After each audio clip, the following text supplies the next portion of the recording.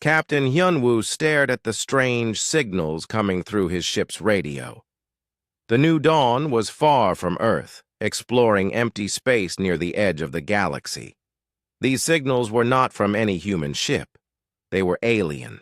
"Sir, I'm getting more of these transmissions," said Communications Officer Tae-min. His voice was excited, but worried. "They're coming from multiple sources. Big ships, I think." Hyunwoo walked to the main screen. The signals showed patterns that clearly came from intelligent beings, but there was something else in the data, something that made his stomach feel cold. "Can you understand what they're saying?" he asked. Tae-min worked on his computer for several minutes. The ship's translation system was the best Earth had, but it needed time with new languages. Finally, words began to appear on the screen. Conquest Fleet 7 reporting. The herbivore species on Altara Prime has surrendered. Total casualties. 3 million of them. 47 of us. Beginning resource extraction. Hyunwoo felt his blood turn to ice. These aliens were talking about killing 3 million beings like it was nothing special. More messages came through. War Commander Dae-sung to all fleets. The Zetalon Republic has agreed to pay tribute. Send occupation forces to their 3 main worlds. Any resistance will be met with total destruction. Understood, War Commander. The Zetalons learned quickly. Not like the Andromedans. They made us destroy their entire moon before they gave up. The bridge became very quiet. Everyone was listening now. These aliens were not peaceful explorers. They were conquerors. They had destroyed entire civilizations. "Sir," whispered Navigator Insu, "how many species do you think they've conquered?" Before Hyunwoo could answer, another message came through. This one was different. It sounded like an official report. "Status report to the Galactic Council," said a new voice. This one sounded tired and afraid. "The Ethereal Collective continues to pay tribute to the Vorthak Empire. Our crystal cities produce the energy crystals they demand. We request no change in our tribute schedule. We remain loyal subjects of War Commander Dae-sung." "The Council acknowledges," came another tired voice. "Counselor Ji-hai, your people have served well for 800 years. Continue, Crystal. Production. The War Commander is pleased with your loyalty. 800 years. These Vorthak had been ruling over other species for 8 centuries. Get me more information about these Vorthak," Hyunwoo ordered. "I want to know everything." The computer worked for hours, analyzing the signals. Slowly, a picture began to form. The Vorthak Empire controlled most of this part of the galaxy. They came from a world called Korthak Prime, a planet with crushing gravity and poisonous storms. The extreme conditions had made them incredibly strong and aggressive. "Look at this, Captain," said Science Officer Yoon-hee. She showed him data about Korthak Prime on the main screen. Their homeworld has 1.5 times Earth's gravity. The atmosphere has toxic gases that would kill most life forms. There are active volcanoes everywhere and violent storms that last for months. "That explains why they're so tough," said Hyunwoo. "But, sir, that's not all," Yoon-hee continued. "According to these transmissions, they think they're the only species that evolved on a death world. They believe this gives them the right to rule over all other species." More messages came through the radio. Patrol Fleet 12 to command. Found another peaceful species near the Vega system. They live in cities that float in their planet's clouds. No weapons, no military. They grow food in sky gardens. "Excellent," replied War Commander Dae-sung's voice. "Move in conquest forces. These sky dwellers will make good servants. Their floating cities will be useful for mining operations." "War Commander, should we offer them the chance to surrender first?" "Why bother? They'll surrender quickly enough once we start destroying their cities. All non-Deathworld species are the same. Weak, cowardly. They exist only to serve their betters. Hyunwoo had heard enough. He called his senior officers to the meeting room. When they were all seated, he told them what they had discovered. So these Vorthak think they're the masters of the galaxy because they come from a dangerous world, said Medical Officer Sora. They've never met another species that can fight back. That's right, said Hyunwoo. And now they're heading toward our part of the galaxy. Earth is directly in their path. The room became very quiet. Everyone was thinking the same thing. Earth was also a death world. Humans had survived ice ages, asteroid impacts, supervolcanoes, and countless predators. They had fought wars against each other for thousands of years. They were not weak herbivores who would surrender without a fight. Sir, said Weapons Officer Dong-ho, do you think they know about us? Not yet, replied Hyunwoo. But they will. Soon, their scouts will pick up our radio signals just like we picked up theirs. What do we do? Asked Insu. Hyunwoo looked at each of his officers. These were good people. Brave people. They had volunteered to explore unknown space far from home, but now they carried information that could save or doom their entire species. We go home, he said finally. We tell Earth what's coming, and we get ready. The new dawn turned around and began the long journey back to Earth. Behind them, the Vorthak Empire continued its ancient work of conquest. Their powerful ships moved between the stars like hungry sharks, looking for new species to dominate. War Commander Dae-sung sat in his command ship, studying reports from his scouts. The Vorthak Empire stretched across thousands of star systems. Everywhere they went, they found the same thing, weak species that gave up without a real fight.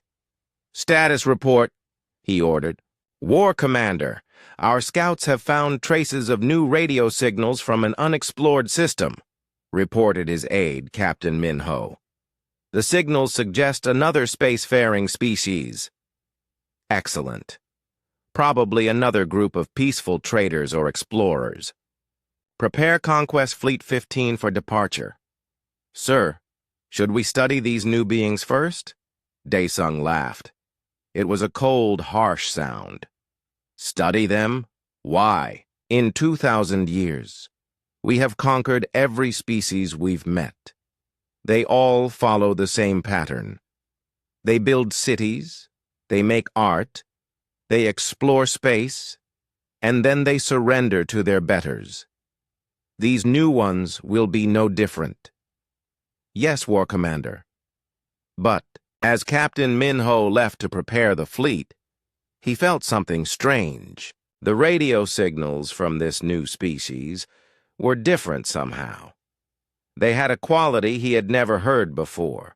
They sounded dangerous. Far away, the new dawn raced toward Earth with news that would change everything. The galaxy's two apex predator species were about to meet for the first time. Neither knew what was coming. The age of easy conquest was about to end. Admiral So Young stood in the command center of Earth's defense headquarters, watching the huge screens that showed space around their solar system. 3 weeks had passed since Captain Hyunwoo returned with news of the alien empire. 3 weeks of frantic preparation. Admiral, we're getting new signals, reported Communication Chief Jae-ho. Same alien language as before, but much closer this time. How close? So, Young asked, though she already feared the answer. Just outside Pluto's orbit, ma'am, they're here. President Yoon-ji walked into the command center, followed by Dr. Tae-jin, Earth's best expert on alien life. The president looked tired. She had not slept much since learning about the Vorthak Empire. What's our status? President Yunji asked. We have 30 ships positioned around Earth, So Young replied. It's not much against an empire that controls thousands of worlds, but it's all we have. Dr. Tae-jin was studying the alien signals on his tablet computer. The language patterns match what Captain Hyun-woo recorded, he said. These are definitely Vorthak, but this seems to be a smaller force, maybe a scouting party. On the main screen, radar showed 3 alien ships moving slowly into the solar system. They were big, much larger than any human vessel. Their design was aggressive, covered with weapon ports and armor plating. "Admiral," came a new voice from the speakers. It was translated by the computer but still sounded strange and harsh. "This is Scout Captain Minho of the Vorthak Empire. We have detected your primitive signals. Prepare to receive our diplomatic party." So Young and President Yoon-ji looked at each other. Diplomatic party? That did not match what they knew about Vorthak behavior. "Should we respond?" asked Jae-ho. "Yes," said President Yoon-ji. "Tell them we welcome peaceful contact." The message was sent. Several minutes passed before a reply came. "You welcome contact? Interesting. Most species cower when they first see Vorthak ships. Are you certain you understand who we are?" Dr. Tae-jin frowned. "That's odd. They seem surprised that we're not afraid." "Admiral So Young to alien ships," the Admiral said into the microphone. "We are humans from the planet Earth. We have heard stories of Vorthak's strength and wish to meet as equals." This time, the pause was much longer. When the reply came, the alien voice sounded confused. "As equals?" Captain Minho to Vorthak Command. "These humans claim they want to meet as equals. Should we proceed with standard conquest protocol?" Another voice answered, older and more commanding. "War Commander Dae-sung to Scout Captain Minho. Interesting. No species has ever made such a claim. Proceed with caution, but maintain readiness for immediate conquest if they show any sign of resistance." President Yoon-ji turned to So Young. "They're talking about conquest right in front of us. They don't even try to hide it." "That tells us something important," replied So Young. "They're so used to easy victories that they don't expect any real opposition." The alien ships moved closer to Earth. As they approached, the humans got their first clear look at Vorthak technology. The ships were impressive but built for intimidation rather than efficiency. Every surface was covered with weapons designed to terrify rather than just destroy. "Admiral," said Dr. Tae-jin, "I've been analyzing their ship designs. They're powerful, but they seem to rely heavily on shock and fear tactics. Look at those weapon arrangements. They're meant to be visible and frightening." "What does that tell us?" "It tells us they've never had to fight an enemy that wasn't already scared of them." "Captain." Minho's voice came through the speakers again. "We will establish a meeting station in orbit around your moon. You will send your leaders there to discuss terms." "Terms?" asked President Yoon-ji. "Yes. Terms of your surrender and tribute obligations. Do not worry. If you cooperate, most of your population will be allowed to live." The command center became very quiet. These aliens really thought humans would just give up without a fight. "Captain Minho," said President Yoon-ji into the microphone, "we agree to meet, but we come to discuss friendship between our peoples, not surrender." Another long pause. "Friendship? You wish to be friends with the Vorthak Empire?" The alien voice sounded like he had never heard the word before. "Why not? We are both intelligent species. Surely we can find common ground." Captain Minho to War Commander Dae-sung. "Sir, I think these humans do not understand our position. They seem to believe they can negotiate with us as if they were our equals. Fascinating. Very well, Captain. Meet with them. This could be amusing. It has been centuries since any species showed such ignorance of their proper place. Work began, immediately on building a meeting station between Earth and the Moon.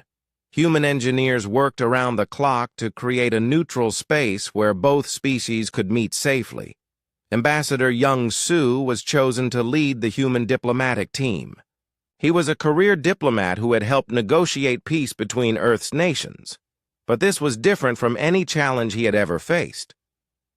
Remember, President Yunji told him before he left for the meeting station, we're not there to surrender. We're there to show them that humans are not like the other species they've conquered. What if they attack? Young Su asked. Then we fight, replied Admiral So Young. Our ships are ready. We won't go down without a battle. The meeting station. Harmony was completed in record time. It was a simple structure, just large enough for both delegations to meet comfortably. Human ships surrounded it at a respectful distance, while the Vorthak vessels loomed nearby like metal predators. Captain Minho boarded the station with a small team of Vorthak soldiers. When the airlock opened, the humans got their first look at their visitors. The Vorthak were impressive. They stood over 7 feet tall with muscular builds and reptilian features. Their skin was dark and covered with natural armor plates. Their eyes were large and predatory, designed for hunting in low light. Everything about them said, apex predator, but the humans did not back down. Ambassador Young Su stepped forward with his hand extended in the traditional human greeting gesture. Welcome to our solar system, Captain Minho. I am Ambassador Young Su of Earth. Captain Minho stared at the extended hand for several seconds. No species had ever greeted him as an equal. They usually fell to their knees or tried to hide. You are smaller than I expected, Minho said finally, and you do not seem properly afraid. Why should we be afraid? Young Su replied. You came here for peaceful talks, did you not? Minho looked at his companions. They seemed as confused as he was. This was not how first contact was supposed to go. Human Young Su, Minho said. Carefully, do you understand what happens when the Vorthak Empire encounters a new species? We have some idea, but we hope to change that pattern. Change it? You cannot change the natural order. We are apex predators from a death world. You are... Minho paused, looking around at the humans. What are you? Young Su smiled. It was not a friendly smile. It was the smile of a predator who had just been underestimated. We, he said quietly, are also from a death world, Captain, and we are very much looking forward to showing you what that means. The meeting had begun. The meeting room on Station Harmony was designed to be neutral territory. Half was furnished for humans, half for the visiting Vorthak. But as the two groups faced each other across the conference table, neutrality seemed impossible. War Captain Bo-Ram had arrived to replace Captain Minho for the formal negotiations. She was even larger than Minho, with scars across her armored skin that told stories of many battles. Her presence filled the room like a dangerous storm. So, Bo-Ram said, her voice a low growl, you claim to be from a death world. Ambassador Young Su nodded calmly. Earth has shaped us just as Korthak Prime shaped you. Bo-Ram laughed. It was not a pleasant sound. Impossible. We have explored this galaxy for 2,000 years. We have never found another true death world. Species, you look soft, weak. Your skin has no natural armor. Your teeth are tiny. You have no claws. Looks can be misleading, said Dr. Hai Jin, the human scientist who sat beside young Su. Perhaps we could share information about our respective home worlds? Very well. Let me show you what a real death world produces. Bo-Ram stood up and walked to a steel support beam that ran along the wall of the station. It was as thick as a human's waist and made of the strongest metal Earth could produce. Without warning, Bo-Ram grabbed it with both hands. Her muscles bulged. The metal began to bend. With a grinding shriek, she twisted the beam into a pretzel shape and threw it on the floor. That is Vorthak's strength, she said proudly. Born from a world with crushing gravity and constant danger. Now show me what your soft world has produced. The human delegation remained seated. No one looked impressed. This seemed to confuse Bo-Ram. Did you not see? She asked. I just destroyed your strongest metal with my bare hands. We saw, said Colonel Sang-Ho. He was a Marine officer who had been chosen for the delegation because of his calm demeanor under pressure. Very impressive. Would you like to see a human demonstration? You are even smaller than the others. Colonel Sang-Ho stood up slowly. He was indeed smaller than Bo-Ram, barely 6 feet tall and lean rather than massively muscled. He walked over to where the twisted beam lay on the floor. This beam weighs about 400 pounds, he said conversationally. For a Vorthak, that might be a good challenge. He bent down and lifted the mangled steel above his head with both hands. The Vorthak in the room shifted uncomfortably. They had not expected any human to be able to lift what Bo-Ram had destroyed. But Sang-Ho was not finished. He adjusted his grip and lifted the beam with just one hand. Then he began doing exercises with it, using the twisted metal as a weight. Up and down, his breathing steady and controlled. The question is not how much strength you can use for a few seconds, Sang-Ho said, still lifting the beam. The question is how long you can keep going. He continued his exercises for 10 minutes, then 15, then 20. The Vorthak watched in growing amazement as the small human showed no signs of tiring. Stop, said Bo-Ram finally. This proves nothing. Endurance is less important than raw power. Sang-Ho gently set the beam down. He was not even breathing hard. Perhaps, he said. But on Earth, the creatures that survived were not always the strongest. They were the ones that could keep going when others gave up. Dr. Hai Jin activated her tablet computer. Captain Bo-Ram, would you like to see some data about Earth's environment? Images appeared on the room's main screen. Earth from space, blue and beautiful, covered with swirling white clouds. Your world looks peaceful, said Bo-Ram dismissively. Let me show you the details, replied Hai Jin. New images appeared. Massive hurricanes that could destroy entire cities. Earthquakes that split the ground open. Volcanoes that could change the planet's climate. Tornadoes that moved like spinning knives across the landscape. Earth's weather systems are among the most violent in the galaxy, Ye-Jin explained. Our planet is geologically active, with moving continents and constant earthquakes. We have ice ages that last for thousands of years, followed by periods of extreme heat. Bo-Ram studied the images more carefully. This is more active than I expected.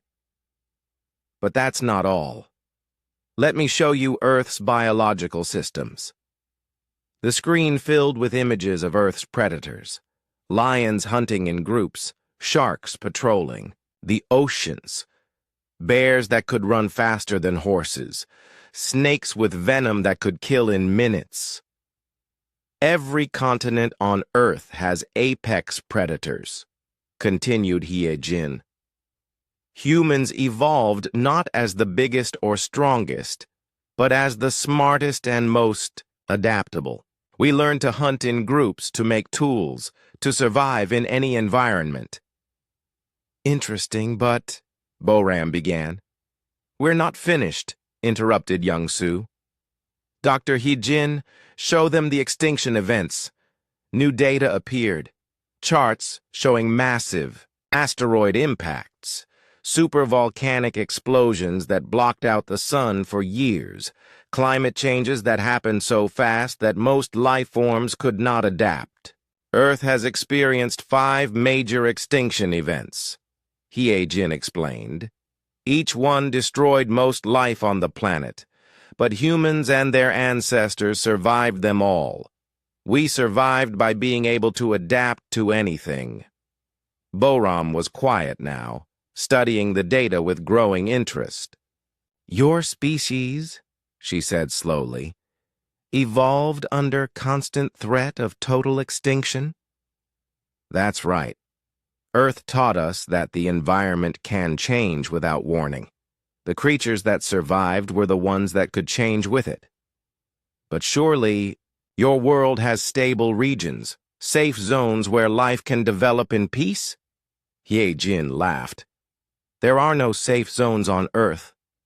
Even our most peaceful areas can become deadly without warning. Floods, storms, earthquakes, fires, disease, predators. Danger can come from anywhere at any time. Colonel Sang-Ho spoke up again. Captain Boram, you mentioned that Vorthak's strength comes from high gravity and toxic atmosphere, but those are consistent challenges. You adapted to them, and they became normal. Yes, that is correct. Earth never let us adapt to just one challenge. Every few thousand years, everything would change. New predators, new climate, new geography. The only constant was change itself. Boram looked around the room at the human delegation. For the first time, she was seeing them as something other than weak prey animals. Show me more, she said. The next hour was spent reviewing data from both worlds. The Vorthak shared information about Korthak Prime's volcanic storms and crushing gravity. The humans showed images of Earth's ice ages, its diverse predators, and the asteroid impact that killed the dinosaurs. Slowly, a picture emerged. Both species had evolved on deathworlds, but very different kinds of deathworlds. Korthak Prime was consistently dangerous in predictable ways. Earth was chaotically dangerous in ways that changed constantly. Your species learned to specialize, observed Dr. Jin. You became the perfect predator for your environment. And your species learned to generalize, replied Boram thoughtfully. You became able to survive in any environment. Both approaches have their advantages, said Young Su diplomatically. Boram stood up and walked to the window that looked out at Earth. The blue planet hung in space like a jewel, beautiful and peaceful from this distance. I need to report this to War Commander Dae Sung, she said finally. This changes everything we thought we knew about Deathworld evolution. What will you tell him? Asked Young Su. Boram turned back to face the humans. Her expression was thoughtful rather than threatening. I will tell him that we have found something we have never encountered before in 2,000 years of conquest. She paused. I will tell him that we have found our equals. The room fell silent. Everyone understood that this moment would determine the future relationship between their species. War or peace. Conquest or cooperation. And what happens then? Asked Young Su quietly. Boram's smile was sharp as a blade. Then, Ambassador, we find out which kind of death world produces the better survivors. Commander Jun Seok looked out at the alien landscape of Korthak Prime through the thick windows of the human research station. The sky was a sickly yellow color, filled with swirling toxic clouds. In the distance, 3 volcanoes threw red lava, high into the air. The ground shook constantly from small earthquakes. "How do they stand it?" asked Dr. Miran, adjusting her environmental suit. Even inside the protected station, they needed breathing gear because the atmosphere would kill a human in minutes. "The same way we stand living on a world covered with hurricanes and ice ages," Jun Seok replied. "You adapt or you die." It had been 2 weeks since the meeting on Station Harmony. Both species had agreed to exchange scientific teams to learn more about each other's homeworlds. Jun Seok led the human expedition to Korthak Prime, while a Vorthak team studied Earth. The data they were gathering was remarkable. Korthak Prime was indeed a death world, but a very different kind than Earth. The gravity was 50% stronger than Earth normal, making every movement an effort for the visiting humans. The atmosphere was poisonous, the weather was violent, and predators lurked everywhere. But it was predictable. The toxic storms came at regular intervals. The volcanic activity followed patterns. The dangerous animals lived in specific areas and behaved in known ways. Life on Korthak Prime was hard, but it followed rules. "Commander," called Dr. Sheng-Wan from his computer station, "I'm getting some interesting data from the geological surveys. Look at this." Jun Seok walked over to examine the readings. The screen showed rock layers that told the story of Korthak Prime's history. "See this pattern?"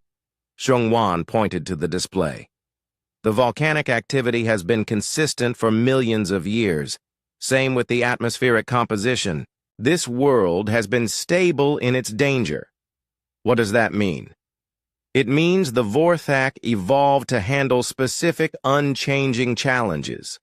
High gravity, toxic air, volcanic activity, certain types of predators. They became perfectly adapted to this exact environment. Jun Seok nodded thoughtfully. "And Earth? Earth is the opposite. Look at our geological record. Ice ages that come and go randomly. Asteroid impacts. Supervolcanic explosions that change the entire planet's climate. Continental drift that moves the land masses around completely. Nothing stays the same for long. So we evolved to handle change itself." Exactly.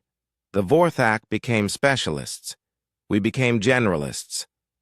Meanwhile, on Earth, researcher Prime Nari of the Vorthak was discovering the same thing from the other direction. She stood in a human research facility in Alaska watching a blizzard rage outside. The temperature was 40 degrees below zero, cold enough to kill a Vorthak in minutes despite their natural armor. "Your species lives in this voluntarily?" she asked Dr. Kyung-hee, her human guide. "Humans live everywhere on Earth," Kyung-hee replied. "From the hottest deserts to the coldest ice sheets, from sea level to the highest mountains. We adapt." Nari studied the data she had collected about human evolution. It was fascinating and disturbing at the same time. Where Vorthak development had been linear and predictable, human evolution was chaos. "Show me again the data about your extinction events," Nari said.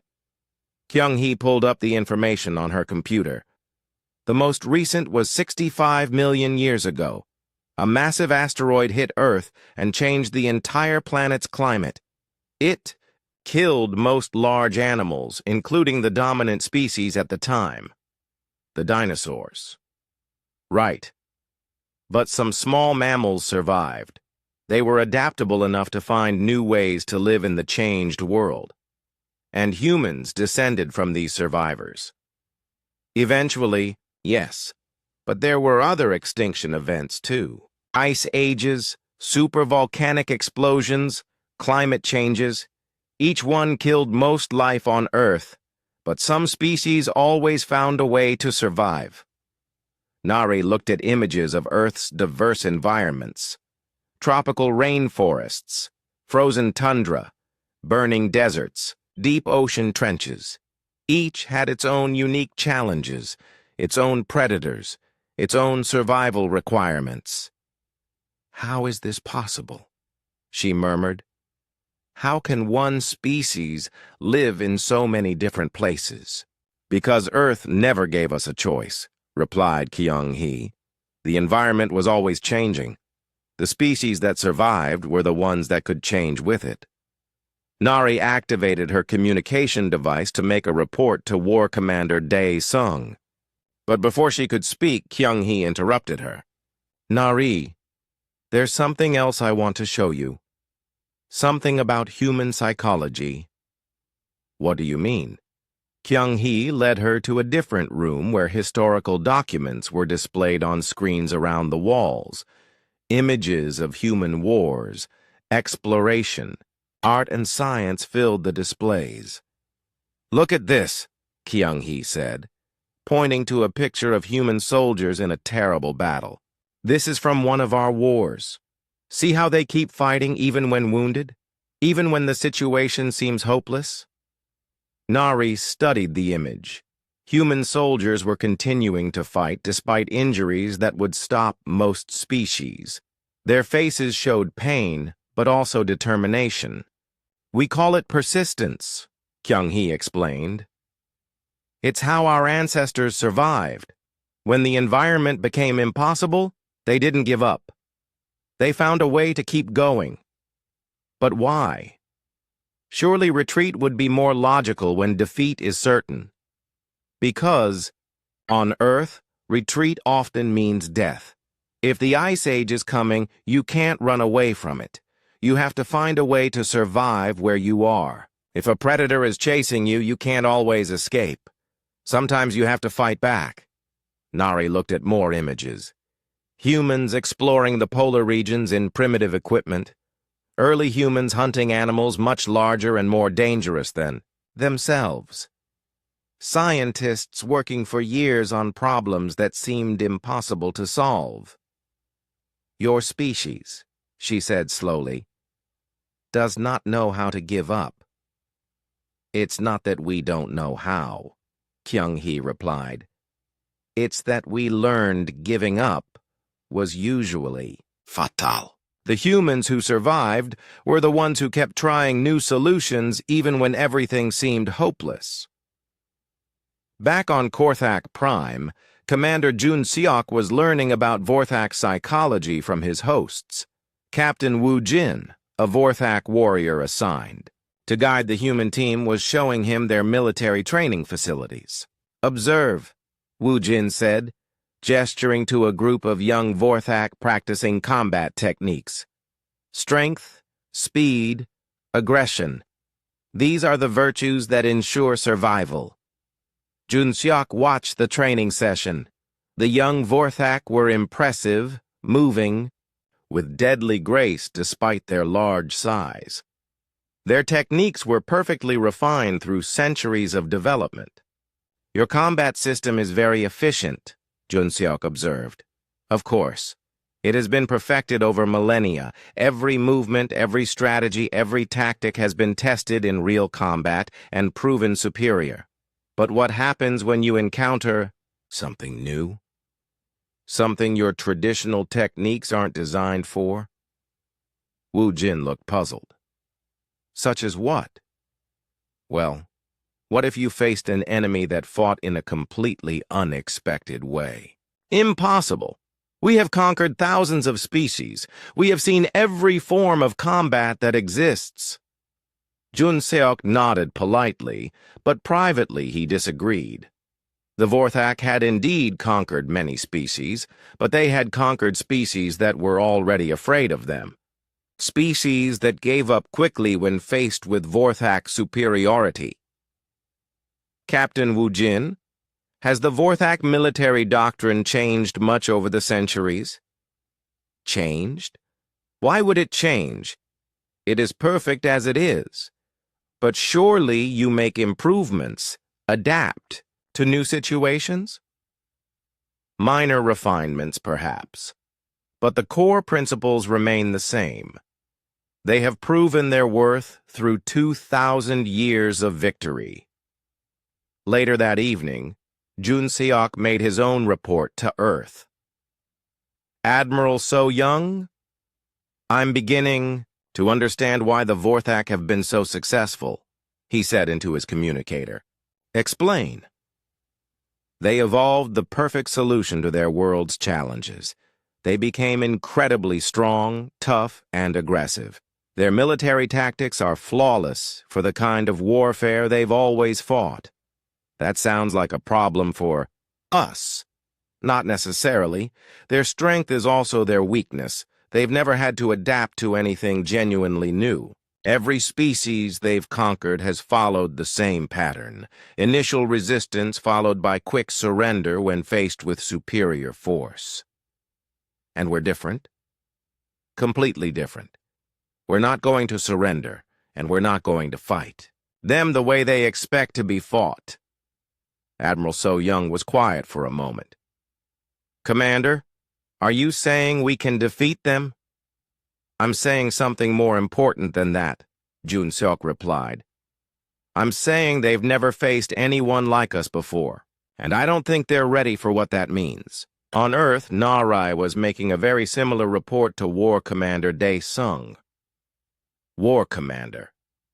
These humans are not like any species we have previously encountered. Explain. They do not follow logical surrender patterns when faced with superior force. Their psychology is based on persistence rather than efficiency. They continue fighting even when victory seems impossible.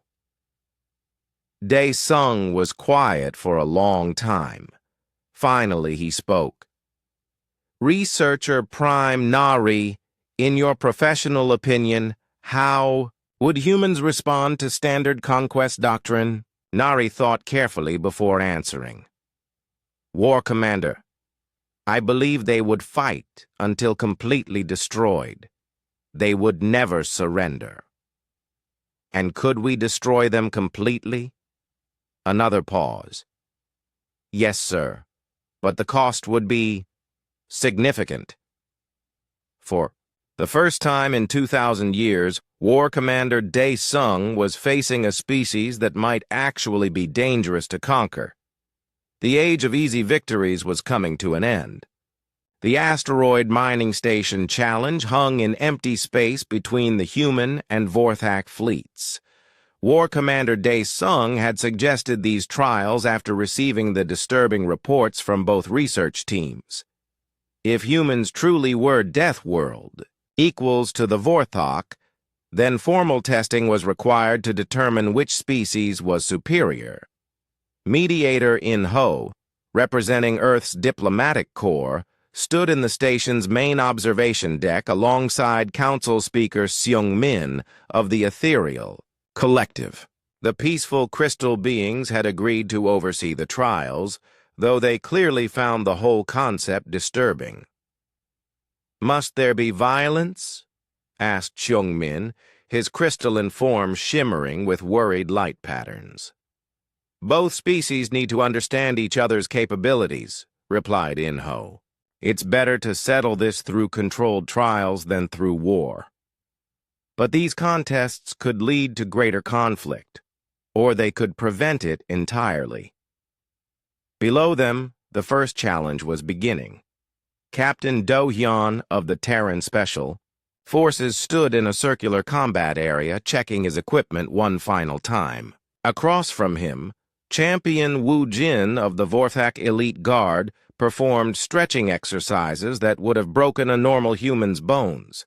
The two fighters could not have been more different. Wu Jin stood nearly 8 feet tall, his reptilian, skin covered with natural armor plates. Massive muscles moved under his hide like steel cables. His clawed hands could crush stone, and his speed was terrifying despite his size. Du Haiyan looked almost fragile by comparison. He was barely 6 feet tall, with the lean build of a distance runner rather than the bulk of a weightlifter.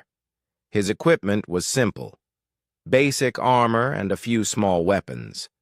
But his eyes held the calm focus of a predator. "Rules are simple," announced the automated referee system. "Combat continues until one fighter yields or is unable to continue. Lethal force is not authorized. Medical teams are standing by." "Human," called Wu Jin across the arena. "You still have time to yield with honor. I do not wish to seriously injure you." "Thank you for the concern," Du Hyun replied politely, "but I'm curious to see what all the fuss is about." "Begin." Wu Jin moved like lightning, crossing the arena in 3 massive bounds. His clawed fist swept toward Do Hyun's head with enough force to crush concrete. But Do Hyun wasn't there anymore. He had moved at the last possible second, letting the Vorthak's momentum carry him past. As Wu Jin stumbled slightly, Do Hyun struck quickly at a joint between armor plates. "Impossible!" Wu Jin spun around, swinging again. Again, Do Hyun was gone, this time rolling under the attack and coming up behind his opponent. Another precise strike, this time at a nerve cluster on Wu Jin's leg. The Vorthak champion staggered. His leg was going numb. "Stand still and fight!" Wu Jin roared, launching a series of devastating attacks. But Do Hyun would not stand still. He flowed around Wu Jin's attacks like water, always moving, never where the Vorthak expected him to be. Each time he found an opening, he struck at vulnerable points with surgical precision. In the observation deck, War Commander Dae Sung watched with growing concern. "How is this possible? Wu Jin is our finest warrior." "The human is using different tactics," observed Nari, who had returned from her studies on Earth. "He's not trying to match strength with strength. He's using mobility and precision." "Cowardly tactics, perhaps, but effective ones." Down in the arena, Wu Jin was becoming frustrated. His powerful attacks kept missing their target, while the small human continued to land precise strikes on vulnerable spots. The Vorthak champion was tiring, something that rarely happened to his species. "Why don't you fight properly?" Wu Jin demanded during a brief pause in the action. "I am fighting properly," replied Do Hyun. "I'm fighting to win." "You fight like prey, like something that runs and hides." Du Hyun smiled grimly. "On Earth, the animals that survive are not always the biggest or strongest. Sometimes they're the smartest." The combat continued for another 20 minutes. Wu Jin's attacks remained powerful, but they grew slower and less accurate as exhaustion set in. Do Hyun, meanwhile, showed no signs of tiring. His strikes continued to find their marks with mechanical precision. Finally, Wu Jin collapsed to one knee, breathing heavily. Several of his limbs were partially numb from nerve strikes, and his energy was completely drained. "I yield," he said quietly. The observation deck was silent. No one had expected this outcome. "Impressive," said War Commander Dae Sung finally. "But individual combat is only one test. Let us see how humans perform in the survival challenge." The second trial took place on a hostile world chosen by the Galactic Council. It was similar to both Earth and Korthak Prime: high gravity, dangerous weather, and aggressive native life forms. Both species would be dropped in different areas and given identical basic supplies. The goal was simple: survive for 1 week. The Vorthak team was led by Survivor Prime Haiwan, a specialist in extreme environment operations. Her team of 5 warriors was equipped with standard Vorthak survival gear and weapons. The human team was led by Dr. Kyung-soo, a research scientist who specialized in extreme environments. His team was also 5 people, but they included specialists in different fields: biology, geology, engineering, medicine, and psychology. Interesting choice, observed Dae-sung as he watched the human team prepare. They chose a scientist to lead instead of a warrior. Maybe they don't understand the challenge, suggested Captain Minho. But Nari was studying the human team composition more carefully. War Commander, I think they understand it very well. Look at their equipment choices. The Vorthak team had selected powerful weapons, heavy armor, and concentrated food supplies. Standard equipment for overpowering local threats and waiting out the time limit. The human team had chosen lighter weapons, basic tools, scientific instruments, and seeds. They seemed to be planning something very different. Both teams were dropped on opposite sides of the test world. Within hours, it was clear that they were following completely different strategies. The Vorthak team found a defensible position, a cave system that could be easily protected from the local predators. They set up guards, established a perimeter, and settled in to wait out the week. When dangerous animals approached, they killed them quickly and efficiently. The human team behaved completely differently. Instead of finding a single defensive position, they began exploring their entire area. Dr. Kyung-soo's team mapped the local geography, studied the native plants and animals, and tested the soil and water. "What are they doing?" asked Seung-min, watching the human activities on the monitoring screens. "I think," said In-ho slowly, "they're trying to understand the entire ecosystem." By the 3rd day, the difference in approaches was becoming clear. The Vorthak team was secure in their cave but running low on supplies. The local predators had learned to avoid their area, but this also meant no new food sources were available. The human team, meanwhile, had established multiple camps across their territory. They had identified edible plants, found clean water sources, and even begun cultivating some of the native vegetation using their seed supplies. "They're not just surviving," observed Nari with fascination. "They're adapting the environment to support them." "Impossible," said Dae-sung. "You cannot change an alien world in just a few days." But the monitoring screens showed otherwise. The human team had diverted a small stream to create irrigation for their planted crops. They had built simple shelters using local materials. They had even begun domesticating some of the less aggressive native animals. By the end of the week, both teams had survived successfully. But their situations were very different. The Vorthak team emerged from their cave thin and tired. They had conserved their energy and fought off all threats, but they were clearly ready to leave the hostile world. The human team, on the other hand, had actually improved their situation during the week. They had abundant food, clean water, comfortable shelters, and a detailed understanding of their new environment. "I don't understand," said War Commander Dae-sung as he reviewed the final reports. "Both teams succeeded, but the humans seem comfortable." "More than comfortable," added Nari. "If we left them there for a month, I think they would build a permanent settlement." The final trial was technological innovation.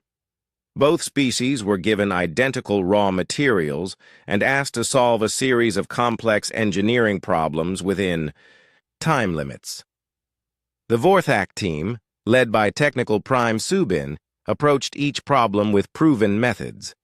Their solutions were solid, reliable, and based on techniques that had worked for centuries. The human team, led by engineer ThoughtThey, tried completely different approaches. They experimented with untested ideas, failed repeatedly, and then learned from their failures to create new solutions. "The humans are wasting time," observed Captain Min-Ho as he watched them discard their third failed design. "Are they?" asked In-Ho. "Or are they exploring possibilities the Vorthak haven't considered?" The final results were surprising to everyone.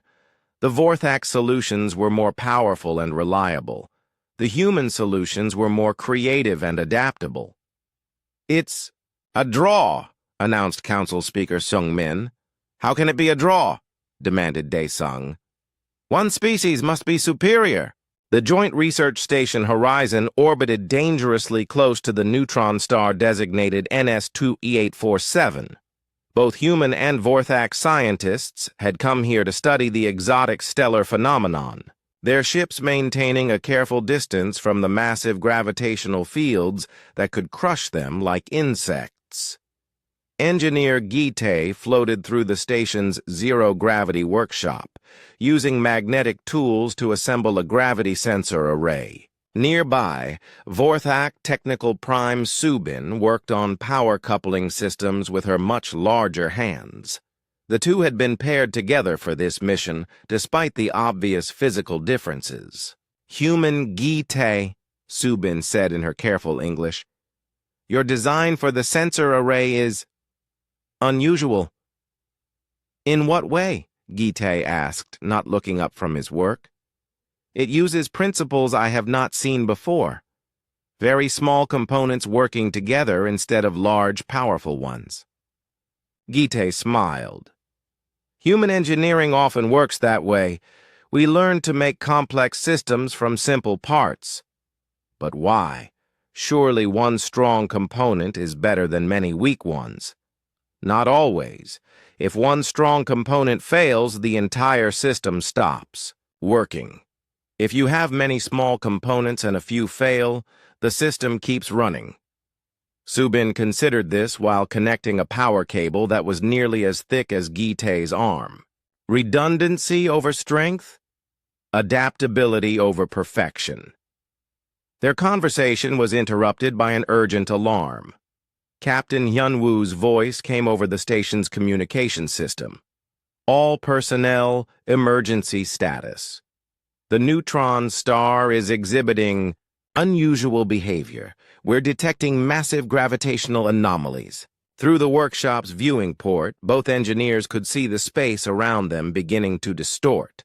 Light bent in impossible directions as gravitational waves pulsed out from the neutron star.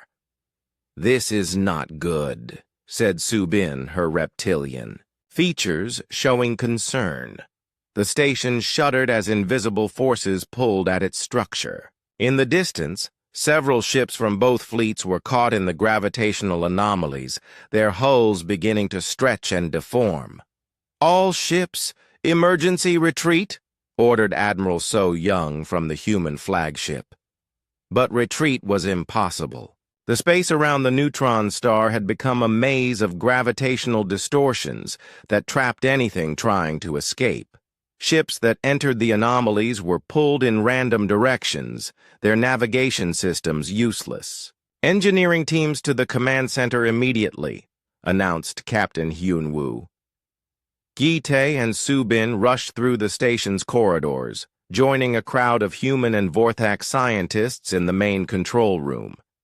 The central display showed a chaotic map of gravitational forces surrounding their position. "Status report," demanded War Commander Dae-sung, who had come aboard the research station when the crisis began. "The neutron star has entered an unstable phase," explained Dr. Shung-wan, the mission's chief physicist. "It's generating random gravitational pulses that are creating space-time distortions throughout the region." "How long will this continue?" asked Admiral So Young. "Unknown. Could be hours, could be days. But our ships can't survive in these conditions indefinitely. What about evacuation? Impossible. Any ship that tries to leave gets caught in the gravitational maze. We've already lost 3 vessels. The room fell silent as everyone absorbed this information. Nearly 50 ships were trapped, carrying thousands of crew members from both species. "We need solutions," said Dae-sung finally. "Technical Prime Subin, what can Vorthak Engineering provide?" Subin studied the data displays. "Our ships have powerful engines and strong hulls. We can survive the gravitational stress longer than most species. But we cannot navigate through these distortions." "And human capabilities?" asked Admiral So Young. Ji-tae was already working on his portable computer. "Our sensors are more precise, and our navigation systems are designed for unpredictable conditions. But our ships aren't strong enough to survive the gravitational forces. So neither of us can solve this alone," observed Dr. Seung-wan. "But maybe together we can," said Gi-tae suddenly. "Subin, what if we combined approaches? Explain." "Vorthak. Ships could carry human sensor arrays and navigation systems. The Vorthak hulls can survive the stress, and human technology can find safe paths through the maze." Subin's eyes brightened. "Yes, and human ships could dock inside Vorthak cargo bays for protection during transit." "It could work," said Admiral So Young. "But we'll need perfect coordination between our crews." "And complete trust," added War Commander Dae-sung. "Vorthak ships will need to follow human navigation instructions without question. And human crews will need to trust Vorthak pilots to keep them alive," replied Gi-tae. The next few hours were a blur of frantic activity. Human technicians worked alongside Vorthak engineers to retrofit ships with hybrid systems. Communication. Protocols were established so both species could coordinate their efforts. Combat medic Jae-eun found herself working in the Vorthak medical bay, treating injuries from the gravitational stress. The Vorthak doctors were fascinated by human medical techniques, while Jae-eun learned about Vorthak biology. "Your healing methods are very precise," observed Vorthak healer Chang Min as he watched Jae-eun perform microsurgery on a damaged nerve cluster. "We learned to work with delicate systems," Jae-eun replied, not looking up from her patient. "Human bodies are more fragile than Vorthak ones, so our medicine focuses on precision rather than power. And yet you achieve better results with some types of injuries." Different approaches for different problems. Their medical work was interrupted when Chang Min suddenly collapsed. The gravitational stress had torn something inside his massive body, and green blood was pooling on the floor. "Emergency!" called Jae-eun. "I need a surgical team." But the other Vorthak medical staff looked uncertain. "Human Jae-eun, we do not have experience with this type of internal injury," admitted one of them. "Then I'll have to do it myself," Jagan said grimly. "Get me your surgical equipment, and someone find me detailed Vorthak anatomy charts." For the next 3 hours, Jagan worked to save Chang Min's life. The injury was beyond Vorthak medical training, but human techniques proved adaptable enough to work on alien biology. When she finally stepped back from the surgical table, Chang Min was stable and breathing normally. "You saved his life," said one of the Vorthak healers in amazement. "We saved his life," corrected Jae-eun. "I couldn't have done it without your equipment and knowledge." Meanwhile, the evacuation effort was beginning. The first hybrid ship, a Vorthak heavy cruiser carrying human navigation systems, successfully found a path through the gravitational maze. Inside its cargo bay, 3 human vessels rode safely to the edge of the anomaly field. "It's working," announced Gi-tae from the command center. The combined systems are finding stable routes. Vorthak Cruiser Dominator to all ships, came the voice of Captain Wu Jin. I have a clear path to safe space. Prepare additional vessels for escort duty. But the evacuation was dangerous work. The gravitational field shifted constantly, requiring split-second decisions from both Vorthak pilots and human navigators. One mistake could destroy entire ships. During the most critical phase, Chang Min, still recovering from his surgery, insisted on piloting one of the rescue vessels. I will not let others risk their lives while I rest safely, he told Jae-yoon. You're still injured. You should be in medical bay. My people need me. And besides, he smiled with sharp teeth, I owe you my life. This is how Vorthak pay their debts. Chang Min's rescue mission saved 2 ships that had been caught in a particularly dangerous gravitational eddy. But during the operation, his own vessel was damaged, and he was trapped in a collapsing section of the ship. Without thinking, Jae-young grabbed an emergency suit and rushed to help him. She found Chang Min pinned under twisted metal, his massive form almost crushed by the debris. Human, you should not be here, he said weakly. The ship is breaking apart. Nobody gets left behind, Jae-yoon replied, working to free him from the wreckage. But I am Vorthak. You are human. We are supposed to be enemies. Jae-yoon looked at him directly. Are we? Because right now, you look like someone who needs help. Together, they managed to escape the collapsing ship just before the gravitational forces tore it apart completely. The evacuation took 18 hours, but eventually all surviving ships reached safety. The joint operation had saved thousands of lives from both species. In the aftermath, Captain Hyun-woo and War Commander Dae-sung met in the command center of the research station, which had somehow survived the crisis.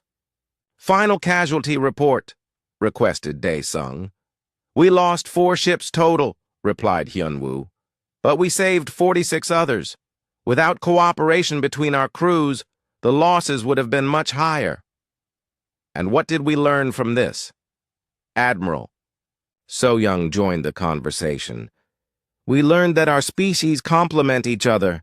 Vorthak's strength and human adaptability together are more powerful than either alone. More importantly, added Gi-tae, we learned to trust each other. Chang Min, despite his injuries, had insisted on attending the meeting. War Commander, I request permission to make a formal statement. Granted. The human Jae-yoon saved my life twice today, first with her medical skills, then with her courage. She risked her own safety for someone she barely knew, from a species she had every reason to fear. He paused. Intelligence Officer Sun-ho stared at the strange signals on his computer screen in the deep space monitoring station. He had been tracking unusual radio transmissions from the galactic rim for 3 days now, and what he was seeing made no sense. Lieutenant, Hae-rin, he called to his assistant. Come look at this. Hae-rin floated over in the zero-gravity environment of the station. They were posted far from any inhabited system, listening for signs of new alien civilizations or threats. What am I looking at? She asked, studying the display. These are the Andromedans, Sun-ho explained, pointing to one set of signals. You remember them? The Vorthak destroyed their moon to make them surrender about 50 years ago. I remember the reports. What about them? 3 days ago, their transmissions just stopped. Complete radio silence. Hae-rin frowned. Equipment failure? That's what I thought. But look at this. Sun-ho switched to a different frequency. These are the Zelton mining colonies. Also went silent 3 days ago. Could be a coincidence. Maybe. But here's the Kithara research stations. Silent. The Valdris trade fleets. Silent. The Hectron agricultural worlds. Silent. Sun Ho's voice grew tense. 15 different civilizations, all along the galactic rim, all went quiet at exactly the same time. Hyarin felt cold despite the station's heating system. Sun Ho, that's not possible unless something destroyed them all simultaneously. The two intelligence officers looked at each other in growing horror. The civilizations along. The galactic rim represented billions of lives. We need to report this immediately, said Hyarin. Wait, there's more. Sun Ho activated another display. I've been trying to decrypt some partial signals that came through just before the silence.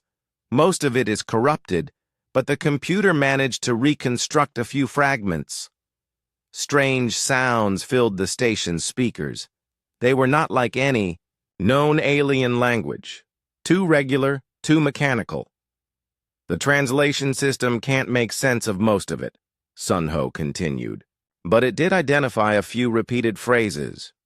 He paused the recording and highlighted text on the screen. Biological resources detected. Conversion process initiated. Organic matter harvested. Stellar system consumed. Hyarin read the words twice before their meaning sank in. Sun Ho, are you saying something is literally consuming entire star systems? That's what the signals suggest. But that's impossible. What kind of civilization could... She was interrupted by new alarms. The station's long-range sensors had detected something approaching from the direction of the galactic rim. Multiple contacts, Sun Ho reported, his training taking over despite his fear. Large signatures moving at significant sublight speed. How? Large? Each one is roughly the size of a small moon. The sensor display showed a formation of massive objects approaching their position. As they came closer, more details became available. Sun Ho, whispered Hyarin, those aren't ships. What do you mean? Look at the composition readings. They're not made of normal spacecraft materials. They're made of everything. Metal, rock, organic compounds, processed gases. It's like they're built from the remains of entire worlds. The approaching objects were unlike anything in any species database. They moved with mechanical precision, but their surfaces showed the chaotic mixture of materials that suggested they had indeed consumed and recycled entire planetary systems. Emergency transmission to both Earth and Vorthak Command, ordered Sun Ho. Maximum priority. What should I tell them? Sun Ho looked at the approaching swarm of world killers. Tell them we found something that makes our little disagreement completely irrelevant. The message reached Admiral So Young and War Commander Dae Sung simultaneously. Both leaders were aboard the diplomatic station Unity, working on the first formal treaty between their species when the emergency communication came through. What does this mean? Asked Dae Sung after reviewing the intelligence data. It means, replied So Young grimly, that we have a much bigger problem than figuring out who's the better apex predator. Dr. Hai Jin, who had been studying the intercepted signals, looked up from her analysis. Based on the transmission patterns, these entities have already consumed at least 20 star systems along the galactic rim. And they're moving toward the populated regions of the galaxy. How is consumption of entire star systems possible? Asked Nari, the Vorthak researcher who had become an expert on human behavior. Unknown, replied Hae-jin. But the evidence suggests they're converting all matter, planets, moons, asteroids, even the outer layers of stars, into construction material for more of their vessels. A mechanical civilization, observed Dae Sung. That explains the regular non-organic communication patterns. And if they're consuming biological matter, added So Young, then every living species in the galaxy is potential raw material to them. The implications were staggering. For 2,000 years, the Vorthak Empire had been the galaxy's dominant military force, but they had conquered living civilizations, species that could surrender, that could be ruled over, that could provide tribute. These new entities seemed interested only in converting everything they encountered into more of themselves. How long before they reach populated space? Asked Dae Sung. Fleet Admiral Ye Jin, who had joined the meeting via communication link, consulted her tactical displays. At their current speed, they'll reach the outer colonies of both our empires within 6 months. Can we stop them? Unknown. We have no information about their defensive capabilities, their weapons, or their tactics. All we know is that they've destroyed every civilization they've encountered so far. War Commander Dae Sung stood and began pacing around the conference room. It was a habit he had developed during difficult strategic planning sessions. What forces could we assemble? He asked. The Vorthak Empire maintains approximately 12,000 combat vessels, replied his aide, Captain Minho. Earth's combined fleets number about 8,000 ships, added Admiral So Young. And the other galactic civilizations? Council Speaker Sung Min of the Ethereal Collective joined the conversation via hologram. His crystalline form was dim with worry. The peaceful species combined might contribute another 5,000 vessels, but most are not designed for warfare. So approximately 25,000 ships total, calculated Dae Sung, against an unknown number of enemies with unknown capabilities. And unknown objectives, added Chief Strategist Dong Wu, who had been studying the tactical situation. We don't know if they're trying to conquer the galaxy or simply consume it completely. Does it matter? Asked So Young. Either way, they need to be stopped. The room fell silent as everyone contemplated the magnitude of the threat. The approaching swarm represented something unprecedented in galactic history. A civilization that treated all other life as nothing more than raw materials. There is one thing working in our favor, said Dr. Hai Jin finally. What's that? These entities seem to follow predictable patterns. They consume systems methodically, always moving in the same general direction. They don't appear to use scouts or advanced reconnaissance.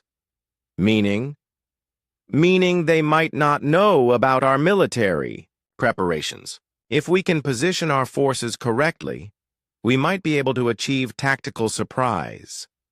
Battle tactician Mi Kyung of the Vorthak military had been studying the enemy movement patterns. There is a strategic choke point, she announced. The Kepler's gate system controls access to the galactic core. If we concentrate our forces there, we can force them to fight us on terms we choose. It's a good plan, agreed Dong Wu, but it requires perfect coordination between all galactic military forces, including human and Vorthak fleets working together, added So Young. War Commander Dae Sung stopped pacing and looked directly at Admiral So Young. Admiral, I have a proposal. I'm listening. For 2,000 years, the Vorthak Empire has been the galaxy's shield against external threats. But this enemy is beyond what any single species can handle. He paused. I propose a formal military alliance between the Vorthak Empire and humanity. A Deathworld alliance, said So Young thoughtfully. Exactly. The galaxy's two apex predator species united against a common enemy, and after the threat is defeated, we'll face that decision when we reach it. But right now, survival is more important than politics. Admiral So Young stood and extended her hand in the human gesture of agreement. Admiral So Young of the Terran, Defense Force accepts your proposal. War Commander Dae Sung of the Vorthak Empire. Dae Sung clasped her hand with his much larger one. For the first time in galactic history, the two most dangerous military forces were working together instead of against each other. "We'll need to move quickly," said Fleet Admiral Ye Jin. "Intelligence suggests the enemy will reach the outer systems much sooner than we originally calculated." "How much time do we have?" asked Mi Kyung. 3 months, maybe less." "Then we'd better get started," said Dae Sung grimly. "Because if we fail, there won't be a galaxy left to save." As the meeting broke up, participants began the frantic work of coordinating the largest military operation in galactic history. Human and Vorthak officers worked side by side, planning joint tactics and combined operations.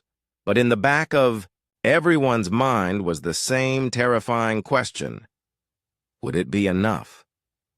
The combined human-Vorthak fleet hung in space around the Kepler's gate system like a deadly constellation. Nearly 25,000 ships from dozens of species had gathered for the largest military operation in galactic history. The massive flagship Harmony's Edge sat at the center of the formation, its command bridge shared by Admiral So Young and War Commander Dae Sung. "Final status report," ordered Dae Sung, studying the tactical displays that showed their defensive positions around the star system. "All fleets report ready," replied Fleet Admiral Ye Jin. "Vorthak heavy assault ships are positioned at the primary choke points. Human fast attack squadrons are deployed for hit-and-run operations. Allied support vessels are maintaining safe distances, but ready to provide assistance." Admiral So Young nodded grimly. "Intelligence confirms the Void Swarm will reach our position within 12 hours. We estimate 47 enemy vessels, each the size of a small moon." "Nearly twice our largest ships," observed Captain Do Yan, who had been promoted to lead the Joint Special Operations Forces. "But we're not trying to match them ship for ship." "Correct," agreed battle tactician Mi Kyung. "Our strategy relies on combining Vorthak firepower with human mobility and innovation. The enemy has never faced coordinated Deathworld tactics, Doctor." Hai Jin looked up from her science station. "I've completed the analysis of the Void Swarm technology based on long-range sensor data. There's something important you need to know." "Report," said So Young. "The enemy ships are not just large, they're modular. Each vessel appears to be constructed from the processed remains of consumed worlds. But more importantly, they seem to share a collective intelligence." "Meaning?" "Meaning they don't operate as independent units. They function as parts of a single massive organism. Destroying individual ships might not stop them." War Commander Dae Sung felt a chill despite the bridge's warm temperature. "Then how do we defeat an enemy that treats the loss of individual units as irrelevant?" "We find their control center," replied Hye Jin. "Every collective system needs coordination. If we can identify and destroy their command structure, the entire swarm should become vulnerable." "Easier said than done," muttered Chief Strategist Dongwu. "How do we find one command ship among 47 identical vessels?" Captain Wu Jin, the Vorthak champion who had become a strategic advisor, had been studying the enemy formation patterns. "Perhaps we don't need to find it immediately. Perhaps we force it to reveal itself." "Explain." "If the swarm operates as a collective, it will respond to threats in predictable ways. The command vessel will position itself to maintain maximum coordination with the rest of the fleet." "So we create chaos," said Do Hyun with understanding. "We attack from multiple directions simultaneously, forcing the command ship to work harder to maintain control. And while it's busy coordinating the defense, added Dongwu. "It reveals itself through increased communication activity." "It could work," agreed So Young, "but it requires perfect timing between all our forces." The next few hours were spent in final preparations. Human engineers worked alongside Vorthak technicians to ensure all communication systems were properly integrated. Medical teams from both species prepared for heavy casualties. Pilots ran final checks on their hybrid weapon systems. Combat medic Jae-yoon made her rounds through the medical bays, checking on both human and Vorthak personnel. Her experience during the neutron star crisis had made her something of a celebrity among both species. "How are you feeling, Changmin?" she asked the Vorthak warrior, who had become her close friend. "Ready for battle," he replied, but she could see the concern in his reptilian features. "Jae-yoon, what happens if we lose today?" "We don't lose, but if we do?" Jae-yoon considered the question seriously. "If we lose, then at least we'll have fought together, human and Vorthak side by side. That's something the galaxy has never seen before, and perhaps never will again. Then we'd better make it count." The Void Swarm arrived exactly on schedule. Long-range sensors detected the massive vessels as they emerged from hyperspace at the edge of the Kepler's gate system. Up close, they were even more terrifying than intelligence reports had suggested. Each ship was a grotesque mixture of processed materials from consumed worlds, metal from destroyed cities, organic compounds from extinct forests, crystalline structures from obliterated moons, all fused together into vessels of impossible size and malevolent purpose. "By the ancestors," whispered Captain Minho as the enemy fleet appeared on the main display. "They're not ships. They're monuments to genocide." "All units, this is Admiral So Young," came the announcement over the fleet communication system. "Remember your orders. Phase 1 is reconnaissance in force. We need to identify their command vessel before committing to full assault." "War Commander Dae-sung to all Vorthak vessels," added the reptilian commander. "Show these destroyers what it means to face the children of Deathworlds. Honor to the Empire." Terran Defense Force, this is Admiral So Young. Today we fight not just for Earth, but for every living thing in the galaxy. Make humanity proud. The battle began with a coordinated strike by fast human vessels against the enemy's flanks. Captain Do-hyun led the first attack wave, his squadron darting between the massive void ships like angry wasps around sleeping giants. "Target their sensor arrays," Do-hyun ordered. "Blind them first. Human weapons designed for precision, rather. Then raw power struck at vulnerable points on the enemy vessels. The void ships responded slowly, their massive bulk making quick maneuvers impossible, but their response, when it came, was devastating. Beams of pure energy lanced out from the alien vessels, each shot powerful enough to vaporize a human frigate instantly. "Phase 2, ordered Admiral So Young. "Vorthak assault squadrons, begin your attack." The heavy Vorthak cruisers moved in like predators, their massive weapons blazing. Where human attacks had been surgical strikes, the Vorthak assault was overwhelming. Firepower. Their energy cannons punched through alien armor like it was paper. Direct hits on enemy vessels 7 and 12, reported Weapons Officer Dong Ho. Significant damage to their outer hulls. But the void ships began adapting.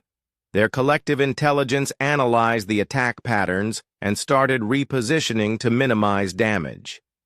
Energy beams tracked the fast. Human vessels with increasing accuracy, while defensive barriers rose to deflect Vorthak weapons. "They're learning," observed Dr. Hai-jin with worry. "Their response time is decreasing with each attack wave." Then we'd better learn faster, replied War Commander Dae-sung. All units, implement Chaos Protocol. The Chaos Protocol was something new, a joint tactical doctrine developed specifically for this battle. Instead of organized attack waves, every ship began attacking independently, creating a storm of unpredictable threats that the collective intelligence couldn't easily counter. Vorthak heavy cruisers charged straight at enemy vessels, drawing fire while human squadrons struck from unexpected angles. Mixed formations of both species coordinated attacks that played to each other's strengths. Engineer Tae, flying a modified Vorthak fighter equipped with human sensors, spotted the pattern first. "Command, I've found something," he transmitted. "Enemy vessel number 23 is sending significantly more communications than the others. It's coordinating the defensive responses." "Confirmed," added Technical Prime Su Bin from her monitoring station. "That vessel is the command ship." "All units focus fire on Target 23, ordered both admirals simultaneously. The combined fleet turned its attention to the command vessel. But the Void Swarm had been expecting this. The moment their command ship came under concentrated attack, the other vessels formed a protective shell around it. "We can't get through their defensive screen," reported Captain Wu Jin from his assault cruiser. "Their formation is too tight." "Then we make our own opening," said Do-yeon grimly. "Special operations teams, prepare for boarding action." "Boarding action?" Captain Minho sounded shocked. "Those ships are the size of moons, which means they have weak points we can exploit from the inside." The most desperate phase of the battle began.